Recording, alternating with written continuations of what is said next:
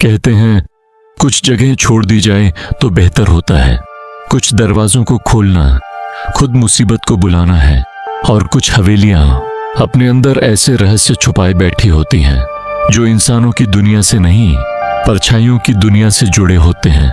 आज मैं आपको लेकर चल रहा हूं राजस्थान की एक ऐसी ही रहस्यमयी और भयावह जगह पर, काली हवेली। राजस्थान की तपती दोपहर थी, हवा गर्म थी, पर वातावरण में एक अजीब सा धुंधलापन फैला था, मानो सूरज भी किसी अनजानी धूल में छिप गया हो। उस सड़क पर एक जीप कच्चे रास्ते पर तेजी से आगे बढ़ रही थी। जीप चला रहा था खोजी पत्रकार रणवीर सिंह, जो अपने बेखौफ रिपोर्टिंग स्टाइल के लिए जाना जाता था। इस बार उसकी मंजिल थी वह कुख्यात जगह जिसे गांव में लोग काली हवेली कहते थे।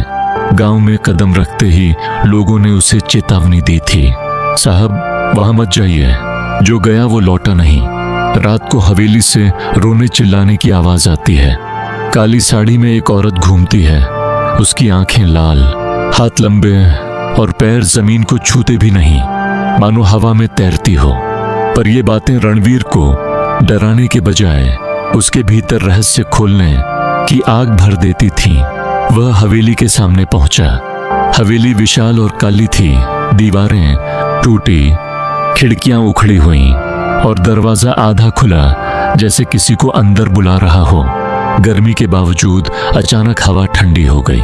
हवेली को देखते ही उसके शरीर में एक अनजानी सिहरन दौड़ गई, लेकिन उसने खुद को संभाला और अंदर कदम रख दिया।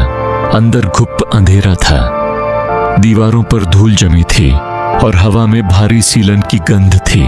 जैसे ही वह कुछ कदम आगे बढ़ा, ठक ठक ठक, ऊपर की मंजिल से किसी के चलने की आवाज गूंजी। वह पलटा, कोई नहीं।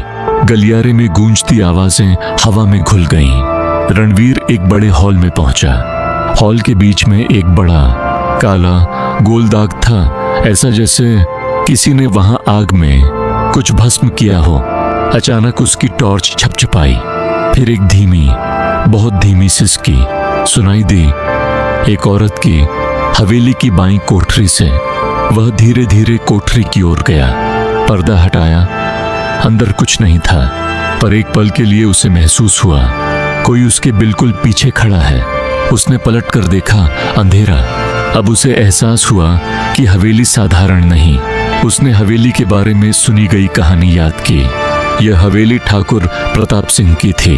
उनकी पत्नी नयनतारा भली, सुंदर, जनप्रिय, लेकिन ठाकुर की नजरें अपनी ही दासी जवाहरन पर थीं। नयनतारा ने इसका विरोध किया। कहते हैं इसी वजह से ठाकुर ने उसे हवेली के गुप्त कमरे में कैद कर दिया। रातों रात उसकी चीखें हवेली में गूंजती थीं, और फिर एक दिन अचानक उसकी आवाजें बंद हो गईं। लोग मानते हैं कि ठाकुर ने उसे वहीं मार दिया। इसके बाद ठाकुर पागल हो गया और एक भयावह रात उसकी भी मौत हो गई। और तब से हवेली में नयनतारा का भटकता साया देखा गया। रात होने पर रणवीर ने हवेली में अपने कैमरे लगा दिए। हवेली और भयावह लग रही थी। करीब 10 बजे ठन ठन ठन ये आवाज ऊपर से आई। रणवीर टॉर्च लेकर ऊपर गया। गलियारे में राख बिखरी थी। अचानक एक कमरे का दरवाजा तेज धमाके से बंद हुआ। रणवीर ने दरवाजा खोला और उसने उसे देखा। काली साड़ी में एक औरत, चेहरा झुका हुआ, बाल बिखरे, आंखें लाल अंगारों जैसी, पैर जमीन से ऊपर हल्के तैरते हुए। औरत ने धीरे धीरे सिर उठाया और फिर एक भयानक चीख, जा। अगले ही पल वह झपटकर रणवीर पर गिरी। रणवीर गिर पड़ा। उसके गले पर नुकीले नाखून धंसने लगे। उसने पास पड़ी लकड़ी उठाकर जोर से मारा। परछाई चीखी और अंधेरे में घुल गई। रणवीर हांफता हुआ नीचे भागा। अब यह मामला उसकी सोच से कहीं बड़ा था। हवेली में घूमते हुए उसे एक पुराने टूटे दरवाजे से नीचे जाने का रास्ता दिखा, तहखाना। वह नीचे उतरा। तहखाना बेहद ठंडा और अंधेरा था। दीवारों पर खरोंचें थीं, किसी इंसान जैसी नहीं, बल्कि किसी दैत्य की। बीच में एक पुराना लोहे का बक्सा था। उसके पास एक चमकता हुआ सोने का लॉकेट पड़ा था जिस पर लिखा था नयन। रणवीर ने लॉकेट उठाया ही था कि अंधेरे में लाल दो चमकती आंखें उभर आईं। एक परछाई औरत जैसी उसकी तरफ बढ़ी। धीमी टूटी हुई आवाज, मेरी मदद करो। रणवीर कुछ समझ पाता उससे पहले आवाज बदली, मेरी जगह तुम लो। परछाई दैत्याकार रूप में बदल गई और रणवीर की ओर झपटी। रणवीर भागकर ऊपर आया और दरवाजा बंद कर दिया। तहखाने के अंदर से कोई भयानक शक्ति दरवाजा तोड़ने की कोशिश करने लगी।